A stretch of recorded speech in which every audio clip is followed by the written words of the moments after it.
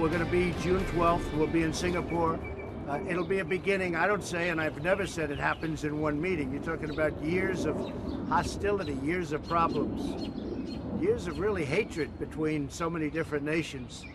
But I think you're going to have a very positive result in the end. That was President Trump Friday announcing that the June 12 summit with President Kim Jong-un is back on after meetings this week with Secretary of State Mike Pompeo and a top North Korean official. Those meetings capped off by a visit to the White House Friday, where the North Korean delegation delivered a letter from Kim Jong-un to President Trump. Earlier, I spoke with retired four-star General Jack Keane about the expectations for the June 12 meeting.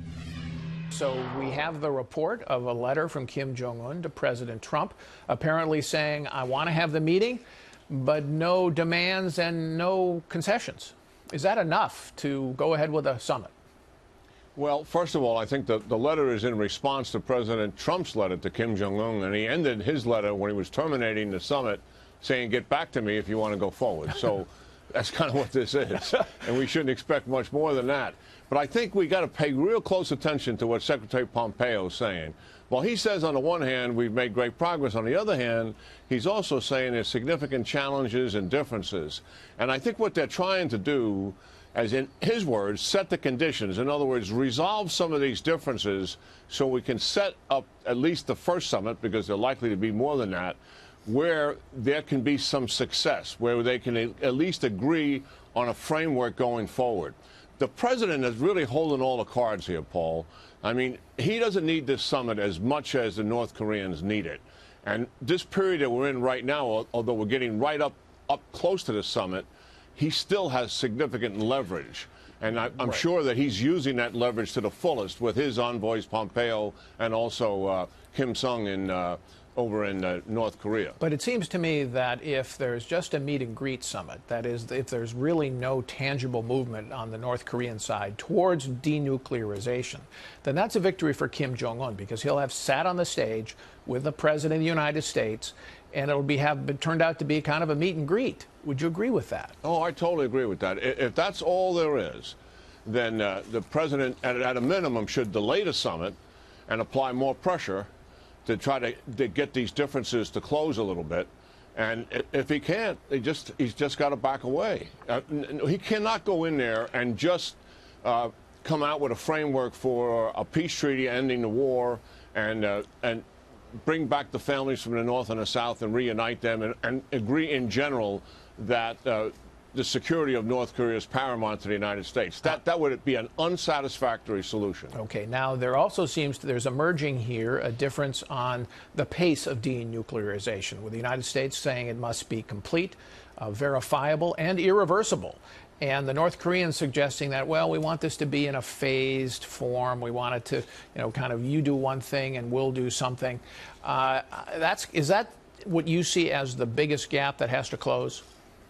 It certainly is, and they want to do this over a period of many years. Certainly, they want to outlast Trump's first term because they don't know if he's going to have a second one. The president, I think, is right on the mark when he's saying, I want to get this done during my presidency, during my first term. 2+ years is sufficient time to get it done. We can phase it during those 2 years. I'm not going to pass this problem on to my successor as it's been passed on to me. And I think that's a reasonable goal to have, and we should stick to it. As we know, we've done this, bought this horse twice before. That is the promise of denuclearization over stages. And both times the North Koreans reneged. They stopped. They kicked out inspectors. So, I mean, it's a bit of a gamble with the United States, with any president, taking their word for it again. Oh, I totally agree. And the Russians and the Chinese are both advising Kim Jong-un to do the phased operation and push it out over many years for the very reason that the North Koreans have taken advantage of us in the past. It's a promise that is not kept.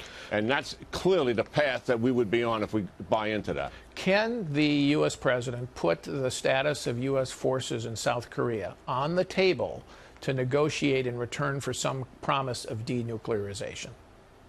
Yes, I think he can. That would really unnerve the Japanese quite a bit. But that doesn't mean it would have to be an immediate withdrawal or a complete withdrawal. That could be done over time, and it doesn't have to be all at once. It could be a gradual withdrawal of those forces. Listen, if we have a peace treaty and the war has ended and Kim Jong-un is denuclearizing and taking down all of his systems, the reason why those troops are there starts to go away. We'd be able to pull those armies away from each other on the DMZ. I mean, that's sort of a happy solution, and it's unlikely to get something like that, I believe. But nonetheless, it would delegitimize the presence of 28,000 troops. I think the president has in the back of his mind, not initially, but eventually he would put those troops on the table to get a final completion of denuclearization. What about security guarantees that the North Koreans are talking about for Kim Jong-un? I mean, is that something that we can really promise Kim? I mean, how can we guarantee his continuation in power, particularly if they open up to the world and people see just how destitute the North Korean people are?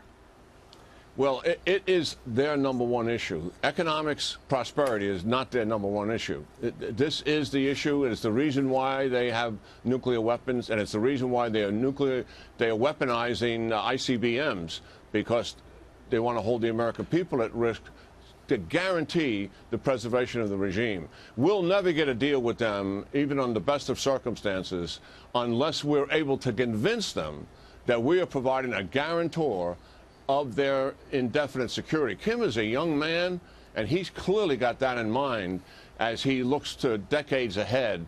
He wants that regime to be secure. All right. Thank you, General. Appreciate your being here.